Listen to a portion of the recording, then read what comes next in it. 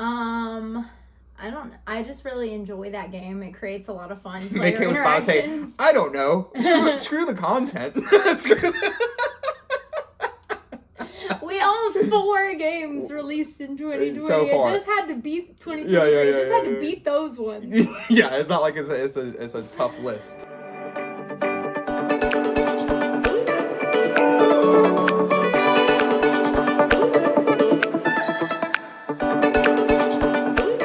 Hey, I'm Devin. And I'm Mary Kate. And we're picking up pieces. A channel all about board game pieces. And how to pick them up. And in today's video, we're going to be giving you our mid-year recap, which is a tag going around from originally Roland Reggie. He's been tagging people, and then other people have been tagging people. And so we were tagged by Box Meeples, Libby and Julian. Great channel, love them to pieces, love watching them, and also love interacting with them. Really nice people. So they tagged us, and we're going to give you 8 different questions and answers to those questions about how board gaming has been so far this year. All right. So, in saying that, let's get to the very first question. What has been our favorite game released in 2023? Mary Kate, go for it. Well, I'm going to be honest. When looking at all the games that I had played that were released in 2023, that was not a very long list. It was like 5 games. It's like 4 or 5 games. Yeah. So, out of those, I think my favorite game that I've played that was released in 2023 was probably Thunder Road Vendetta. Yeah, Which, technically, that's even a re-implementation of a game from 1980s. But I guess, we're newer to the hobby, and so we're just, really exploring a lot of older games rather than just new games that are just coming out. We've played so many older games recently. So many older games. So many that, that question coming up was a much harder question to answer than this one. So what about Thunder Road Vendetta for you made that your favorite game so far this year? I don't know. I just really enjoy that game. It creates a lot of fun player Mary Kate was about to say, I don't know. Screw the content. We own 4 games released in 2020. So far. It just had to beat 2020. It just had to beat those ones. Yeah, it's not like it's a tough list. Because we don't have a whole bunch of, again, board game friends. We are the board gamers, and people we play with are just what's the word? Benefit off of our knowledge of board gaming. We were talking to somebody yesterday, and we were just like, y'all, we should just reel y'all into board games. And they were like, why? We can just play your games. No, thank you. So Thunder Road Vendetta, really good game. We've talked about it so much, ad nauseum at this point, that I don't think we need to say much more. Just go watch one of our other videos. Yeah. But for me, Thunder Road Vendetta came in at second. My number 1 is Distilled. And this is coming on the heels of us playing it last night, which put such a sour taste in my mouth. I really enjoyed the game a lot, but the game has a push your luck mechanism in it, where you're trying to make spirits or alcohol, and whenever you're making the spirits, it requires certain things. And so whenever you're doing it, though, you have to get rid of the top card and the bottom card, and the spirit stack, and the spirit stack, shuffle, which is the ingredients to make the alcohol. And if you get rid of the ingredients you need from doing that, then you have to make a different spirit. And so I was setting up to make this one spirit, and I legit had 8 cards that I didn't need in order to make it. So I can get rid of 8, and then it needed 3 berry sugar types, and I had 4. So out of that, I had four cards. 3 of them I needed. 1 of them I just had just in case. And then on top of that, I had 8 more cards that I did not need. And out of that odds, I got rid of 2 berries. So 1 I didn't need and 1 I needed to make the spirit. And it was on the last turn. It lost me the game. And I won by 5, and he you won by 3. I won by 3, and he would have got 20 points from that. So many points from that. I would have got a ton of points and just completely gone. I even did the math. I didn't tell you this. Whenever one of the berries I got rid of would have given me 3 points. I would have tied if one of the berries that I got rid of would have just stayed in. I would have got rid of a different berry. So I am now talking about it. I'm so heated, but I still acknowledge that it's probably my favorite game of this year so far that I've played, Distilled, and I do like it a lot. But it's definitely going to leave a bad taste in my mouth for a while. I haven't had that bad of an experience of something happening to me in a board game that just left me after it happened. I was silent for the rest of the game. Yeah. It wasn't it was the last round, so it wasn't like there was much longer of it, but just completely dead silent. And I was trying my best not to kill the mood in board gaming. I'm sure you guys understand how that goes. I haven't had something like that happen to me in a long time. But I still really like Distilled. So I think that speaks volumes about the game. I can still recognize I like it. And I wouldn't want to get rid of that, even though that made me that heated. Yeah. So that's our number one, our favorite games of 2023, Thunder Road and Distilled. And number 2 is what has been our most played game, which is the same game for the two of us, because we mostly play together, which is Unmatched. Also not a surprise. Not a surprise. I mean, Unmatched is just so easy to get to the table. It takes like 10, 15 minutes to play. And then you're just like, you get, like, they come out with like 4 boxes a year. So every single time you get a new box, you gotta play it. You gotta play it. So I bet it's consistently going to be high up on this list until we're just absolutely burnt out. And I mean, at this point, I mean, we have like well over 200 plays. Yeah. Definitely over the course of playing not this year. Not this year we probably have around like 30 or 40 plays. We weren't super consistent on how we logged them. Because so Unmatched for sure, a really easy game to just bang out, because even though that's a direct confrontation game where some people are just completely against it, it's so low stakes. Yeah. Because you're only spending 10, 15 minutes per game. Probably about 15 to 20. Probably 15, especially if you don't know the game. Me and Mary Kate, we just know the game so well. So our turns just going like this the whole time. Yeah. And so it's such low stakes that after you lose, it's like, okay, I lost. It's not a huge deal. It only becomes more of an annoyance if you play back to back to back. And over and over again. But if you just play 1 or 2 with your partner or with whoever you're playing with, it's not that huge of a deal. And it had so many good moments and so thematic. We love it. So that's our number 2. Number 3 is what has been our biggest surprise in board gaming this year. All right, Devin, what has been your biggest surprise? Mary Kate thinks I'm going to say a game, and I'm not going to. Oh. So I'm going to say Raw. I had no expectations. I was like, okay, it might be a solid game. Thematically, it doesn't really appeal, but I know the artwork looks really good. The re-implementation, no, is it re-implementation? No, it's just a reprint. Reprint and of it, and I love that game so much. I mean, it might shot up to like my top 10. Like, I don't know my top 10, so I mean, I'm just saying top 10, and I don't have a list of top 10s. But I like it that much. I would not be surprised if it is in my top 10 if I made a top 10. Raw is so good. Mary Kate thought I was going to pick Dinosaur Island War and Write, because I absolutely think he was gonna pick that had no expectations for it. But how much I love Raw, I didn't like. I fall in love with that game so hard that I can't imagine, Dinosaur Island War, right? I couldn't put that over that, even though that was a huge surprise too. Yeah. So I guess it's neck and neck, because Dinosaur Island War, right? I can see there's clear flaws in the game, even though I like it a lot. Where Raw, I can't see a flaw in the game at all. So I love me some Raw, and I'm probably just speaking out of ignorance. So that was my biggest surprise of the year. How about you, Mary Kate? My biggest surprise of the year was actually Longboard. Oh, you talk so much crap about that. I know. I have on this channel. All right. So it comes down to a couple things. Longboard is like, it's very much in my wheelhouse of games that I like. And the more that I've played it, the more I've gotten used to it, and the less I'm bitter about it. A couple weeks ago we did a video, and I was definitely like mad about it. I really enjoy that game. And also like, I didn't know anything about it. We got it at the 25th Century booth for free because we bought a bunch of other games. So and they were just like, you want this game? We're like, sure, whatever, we'll take it. And now like Devin will be like, you want to play a game, Mary Kate? I'm like, yeah, I want to play a Longboard. So good. It's a nice game to bang out as well, just like Unmatched, where it's not too hard to sit down and play, like like a 20-minute game. Both of those games, 25th Century games. I don't know why you not sponsor us 25th Century games. Oh my god. Both of those games, Ryan and Canencia. Straight up love of some Ryan and Canencia. Starting to discover that. I've heard other board game YouTubers, whenever before I got into more of the hobby, just talking about it every now and then. Ryan and Canencia. I'm like, yeah, sure. I don't want to like him because everyone else like him. And now were they in straight up loving some Ryan and Canencia. If I ever meet him, I might geek out. Like, for real. Oh god. Love me some Rhino. Alright, so that was number 3. Number 4, the opposite. What has been our biggest disappointment of the year so far?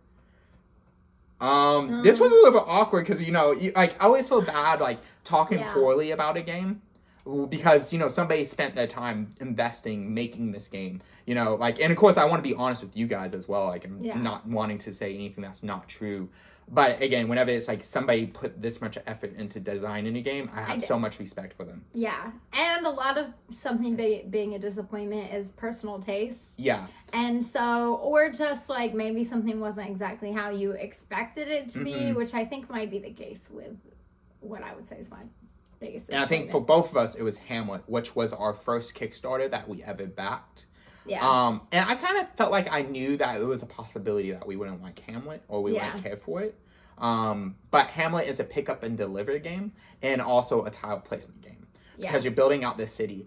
The city, whenever you're building out, it's really cool. I think some people... You're building out a hamlet. You're building out a hamlet. Yes. A hamlet in order to turn it into a town. Yeah. Because a hamlet doesn't turn into a town until it has a church. And that's historically how it was defined. And so... It's so cool because all the pieces are uniquely shaped. Yeah, they're all different shapes. It's going to look so different on the whenever you're making it. But for me, Mary Kate, at least for me, I didn't really care for that. It was so tedious knowing where to line up everything that in comparison to a normal tile placement game, I didn't enjoy that tediousness of trying to do that. And also I didn't like how it was looking every single time we put it out. But I like the idea of it. And so I think that led to some of my disappointment. And also we are completely new to a pick up and deliver game. So what I was going to say was that was really the first pick up and deliver game that we have played. Yeah. So I think it could just be that we don't particularly care for that mechanism or that genre of games. So yeah, the theme was really appealing, and the tiles not matching up like that doesn't really bother me at all. Yeah, that's more me probably. I don't really care. I think it's kind of cool that you have whatever you do, like it's not gonna look the same. But the whole like having to carry stuff from one spot to another, I don't know, like it just maybe on more plays, but since we didn't care for it as much when we've played it a couple times. Yeah, we played it more than once. I think it's just not my favorite style of game in general. Yeah. So Hamlet, I definitely think, I think it could be up some people's alley, but for me, Mary Kate, we were definitely disappointed by it. Do not regret backing it, though, even though it was a disappointment for us. I mean, it was our first Kickstarter game. We'll probably never get rid of it because of that. And so, definitely sentimental. All right, so then at number 5, what is the game you want to get off our shelf of shame? Mary Kate. So Shelf and Shake, we actually do a pretty good job maintaining and keeping it small, even though we have some that's actually been in there for a while. That's the thing. We have a lot of games when we get them, we actually do play them really soon, but then we just have some where we bought a lot of games at once, where they're just kind of stuck. Because we're not on that level where we're getting games from publishers, so we're not having like just like overflowing. Like all the games we buy are straight out of our pockets. Yeah. And so like it's not like we get too much that we can't keep up with, even though we do have a few games. Like I've probably at least around 10 games that we haven't played that we own. So which one of them is for you? The game that I want the most to get off of our shelf of shame, which I think is going to be a surprise to you. Okay, I have no idea what you want to say. It's the Great Wall. Oh yeah, that's I think our second Kickstarter that I was hyped about. Devin was super hyped, and we have all of these boxes, and we haven't played any of them. It looks very nice in the shelf of our Calyx, but we've not played it. We took out the pieces once, and looked at it, and then I think we were tired, and we were like, "This is a lot," and then we just put it back. So it's just very massive game. It's really intimidating. And then we have a bunch of expansions to it. Because we got like all the Kickstarter stuff, so it looks a lot to bring to the table, so we just haven't yet. Not a glowing review of Kickstarter in this video, but yet I'm still gonna throw my money at Kickstarter. Oh my gosh, I've invested a lot into Kickstarter. So for me, it is Resurgence, which we just got like a month ago at Origins. I'm super pumped up to play that game. I try to learn some of it, it just haven't got to the table yet. Resurgence, really cool thematically. It's like a dystopian past or a post-apocalyptic future, don't know which one's which, where like pretty much the whole society's falling apart, but it's not like a war game. It's just you trying to survive in this society, and the artwork looks really cool, the box looks really cool. So gets you really pumped up for that. It's a bag builder. We don't own many bag builders, and I hope that how strategic this is may have a good place for a bag builder. It might change Mary Kate's mind on bag builders, because she's not a fan of a bag. Yeah. How Devin felt about how his push your luck was going, like, why it's such odds. The odds are for me to not get rid of the thing that you needed and distilled. It always happens to me in bag builders. Now, it's never that high of stakes as it was that's then. What I was about to say. But it's constantly, my odds should be so much better than what I pull every single time I play a bag builder. But I'm really hopeful that I'll like Resurgence because, like, I want to. Yeah, and Wonderland's War. Yeah. Always gotta say that once a video. But the I was about to say exactly what Mary Kate was saying with distilled. It's just the fact that is so not usually in a Euro game like that, such a strategic Euro, that degree of a push your luck thing. Because I lost the game only because I completely had like great odds and yet it came out. Well, this like cracks equivalent mode. That's the whole game. So that's kind of just like, okay, you know what it is, but at a moment that it happens in that type of moment, that peak, it's so bad. Anyway, all right, so then we move on to number 6. What game from 3 years ago or more did you discover this year? Okay. That's the question. For me, it was Chinatown. So obviously there's just so many games we're discovering from 3+ years ago, but a lot of them I've heard about before. I'm kind of, getting more used to. Chinatown I found out about this year. And then we bought it and played it, and we really like Chinatown. Chinatown, I would say, I've seen artwork before, but didn't know anything about it. It's just straight up negotiation. We've talked about it some on our channel already. That is all it is. Everyone's just in this Chinatown district and trying to get businesses near each other in order to do stuff. So you're just constantly talking around the table. Really love table talk, and Chinatown definitely provides that because that's all the game is. I think Chinatown actually is getting a reprint finally, and not just like a reprint, but like a new edition. A new edition where it's like new artwork, new everything. Oh, interesting. Yeah. So I think it is. I'm pretty sure. So just saying, Chinatown. Cool. Mine is Modern Art. Modern Art. Oh, yeah, that's great. Yeah, that's really good. Yeah, that was the old one. I looked it up for this video. It Both came out of them in are really 1992. It's older than Chinatown. 1999. 99 is Chinatown. Yeah. So we played it the other day, and I really love the combination of like it's an auction game, but also you're deciding like what cards to put out to influence how much different things are going to be valued at, and I really liked kind of that aspect of it. Especially with the different auction types were cool, but really the thing that I liked the most about it was that the scoring is different every single round. It's entirely dependent on what artist paintings are the most prevalent in that round. And so you have all your cards and you get to decide which one will I put out. And I really like that aspect where I can put this out and try to swing the market in this direction, or I can hold it in my hand in the hopes to do something big later. And then it's also, both of those games are like that. They're just a little intense. One ding against Modern Art, loved the game itself, but I wish they would give you some play aids. I remember that being such an issue going back and forth, just trying to see all the auction types. And there's only one, there's no play aids at all, and it's just on the back of the book. But really like both of those, so definitely recommend Modern Art. Yep. Okay, number 7. Which anticipated release later this year are you most excited for? I'm conflicted on this question. But I think that a release I'm looking forward to this year is actually a game called Redwood. Okay. So Redwood is a game where it's on a circular board, and it's really interesting in that you are nature photographers going out trying to get the best like grouping of pictures of nature in like the redwood forest. And so it has this like line of sight mechanism, or has these little like clear thingy-mabobs. I don't know what. I get what you mean. That come out that you like attach to your character, and it goes out and it shows what you're capturing in the view of your camera. Yeah. And so I think that's really interesting, and I like the theme. I think it's really unique, and I'm really interested to play it. Yeah. So. For me, I was gonna say Queen's Dilemma, but instead I'm gonna say Zuvadis.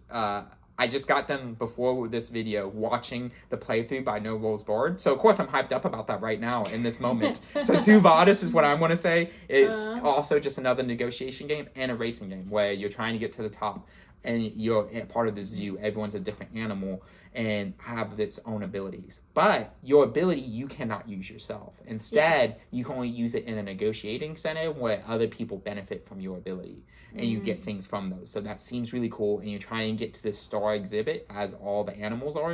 And if you do not get to the star exhibit, there's only so many spots. And you don't score. You don't score. So I'm really intrigued by Zoo Vadis. I want to play that. And it looks like so much fun. But they make everything look so much fun at No Rules Board. So that's our number 7. And our last question, Devin. Question number 8. What has been your personal favorite video on our channel? Probably, so I have a couple now, but I guess I would still say board game trivia.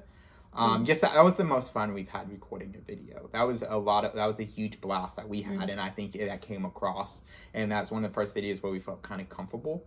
Because not every video we feel the most comfortable, and that one definitely did. So yeah, I would say board game trivia. I would say that my favorite, I had like a couple favorites and they're all very close, but my favorite I think was buying board games you recommend. Yeah.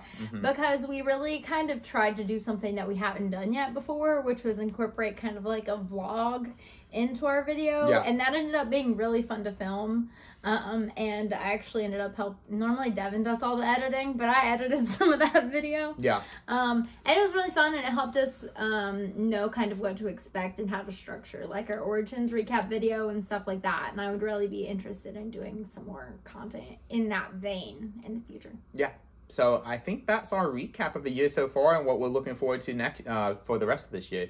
But what we always say, we value all of you, and if we had a chance, we would play board games with every single one of you. See you guys. Bye. Bye.